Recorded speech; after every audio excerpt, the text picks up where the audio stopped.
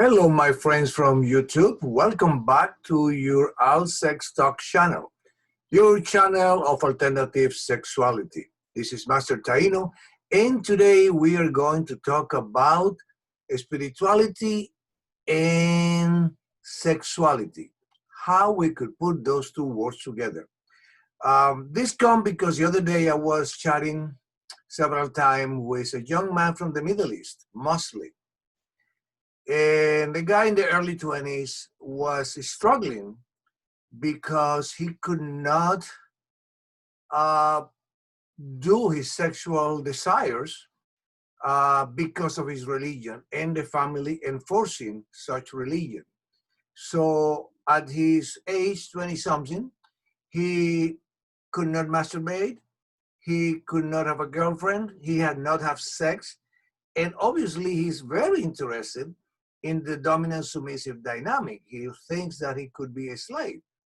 But the poor boy don't have any possibility and really was struggling with his religion.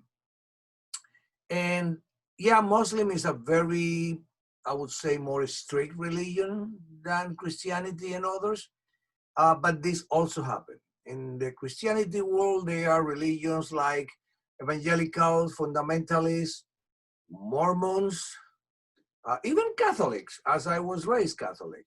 I know that very well. That also can be very strict. The main problem with the religion is somehow religion for centuries has been trying to control the sexuality of the human being. And the way they do that is all sin, except for procreation or for when you're married. Uh, and also they throw the Bible or the Quran to you. With the Quran or the Bible forbids this, forbid that, etc. And create a situation of judgment, of shame, of guilt in especially young men who are trying to be good in whatever religion they are being raised, but at the same time, they realize that they're sexual beings and have sexual needs and have sexual desires. I went through that. Obviously, my generation probably had more issues than the new generation, the millennials now, unless you live like this boy in a Muslim world or come from a very small town, extremely religious, fundamentalist, Bible Belt kind of a situation. I was raised Catholic, and in the Hispanic culture, the Catholic temple, the church, is right in the middle of the city, of the town, and really has control over all town. It's very common to politicians to pray before their meetings, and there is a mix between the government and the Catholic Church. Obviously, throughout the last decades, the Christianity had diversified. There are many other Christian churches who could be even worse in that regard. So I did struggle with that up to my 20s or almost 30. And I was trying to reconcile because I knew who I was and I knew the things that I wanted to explore. Let me go to the point that I want to address today, how you deal with that. I was lucky to read a book by a gay Jesuit priest. And in that book, he did something that I never heard of. He kind of split the church in two aspects. One is what we believe in, the values, the moral, the teachings of love and compassion, etc. Who usually we don't have problem with that part. And the other part was the human side of the church. And that's where the light came in. Because then I realized that my problems were with the human side of the church, not with love yourself, love your neighbor, have a relationship with God, whatever you want to do. And that is when my journey began to ease a lot. When I realized that the problem we do have is with human beings who are running the churches and are the one creating the rules, and in the case of the Catholic, the catechism, and the things that you cannot do and the things that you can do, etc. Even the Bible, the Quran, and the Torah, they were written by men.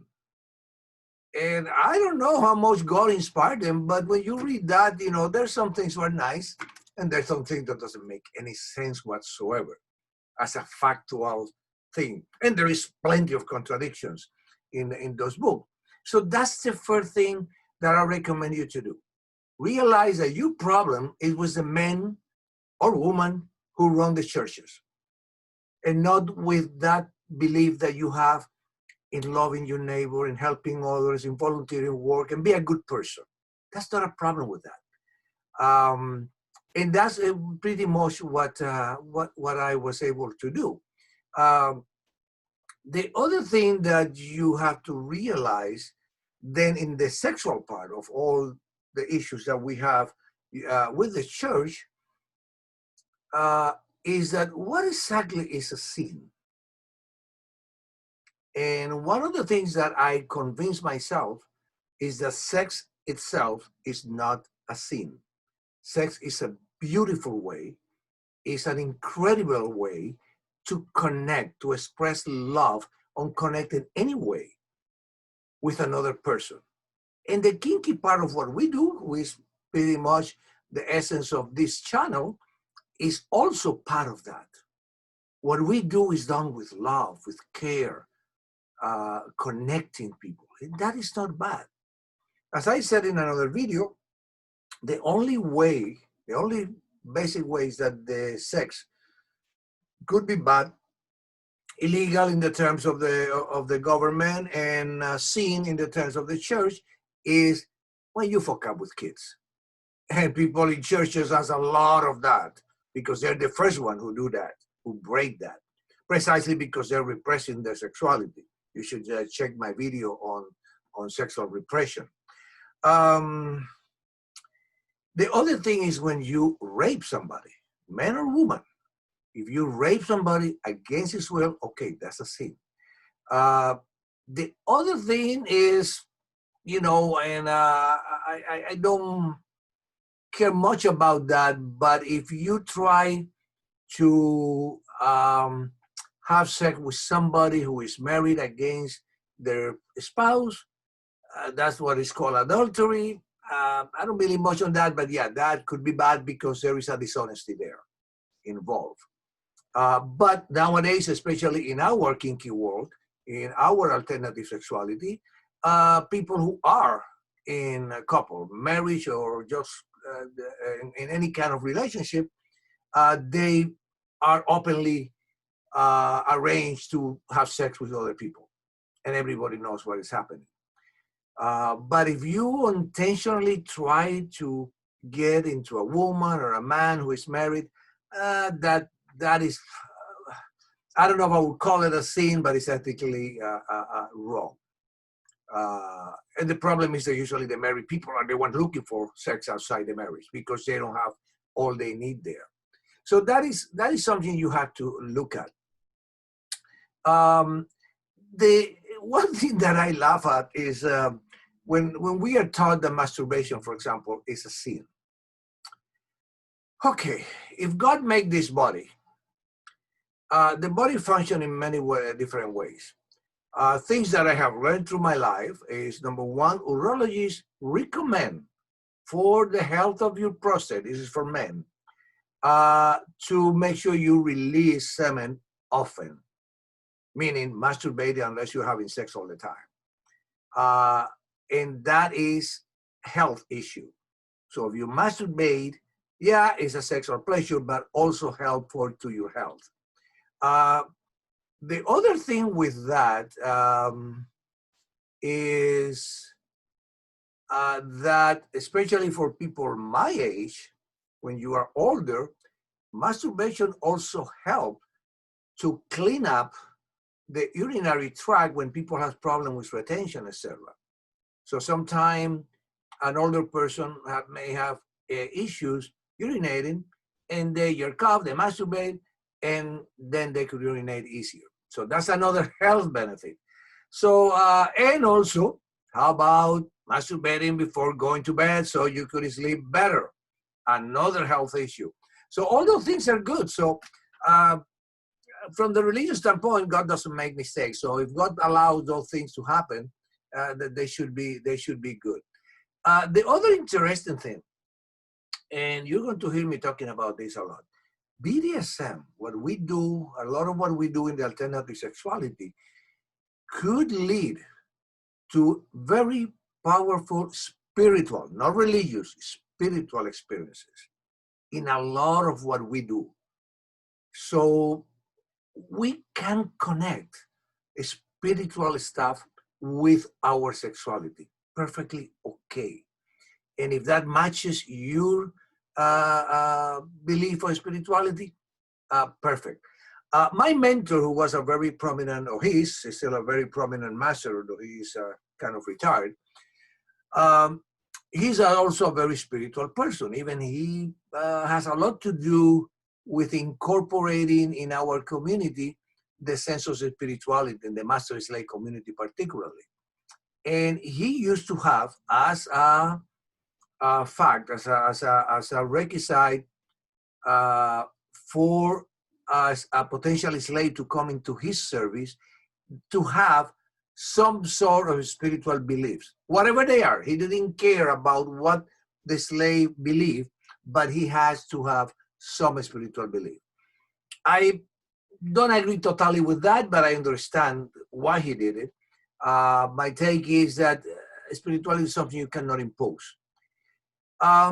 So what happened with gay people, with people who practice anything in the alternative lifestyle?